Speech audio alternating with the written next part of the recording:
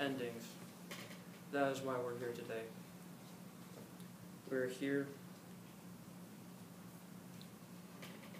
We're all here today to commemorate the ending of a great man's life, to reflect upon the life of Sawyer Brown and the cherished memories that he left behind for us.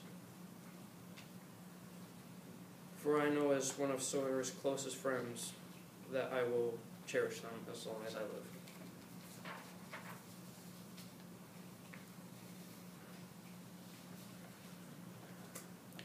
But for us to understand endings, we must first understand beginnings, because in order for there to be an ending, there must also be a beginning.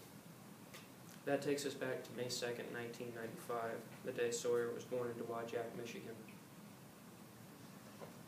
That's where Sawyer spent most of his childhood until he moved to Constantine in 7th grade. When Sawyer was in school, he was very active. He played many sports, and he was an avid fisherman. It was through sports that I first met Sawyer. I will never forget the first time I met Sawyer. It was my freshman year, and we were both on the JV football team together. Him and I were both small then, but he never let that stop him.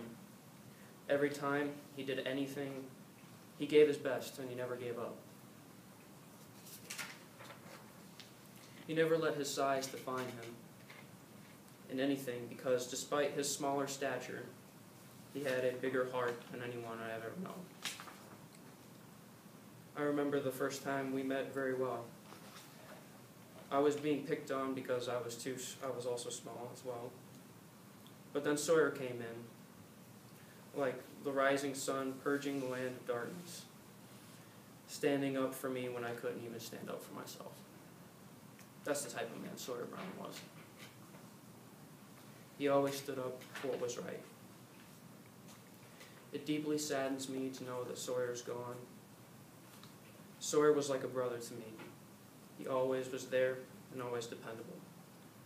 Even the moment when he died, he never once thought of himself as he rushed into a burning building to save somebody he didn't even know. Sawyer Brown died a hero. Sawyer, even though it was cut short, lived life to the fullest and was always hoping and helping others in fighting the good fight. We can all learn a lesson from Sawyer's life.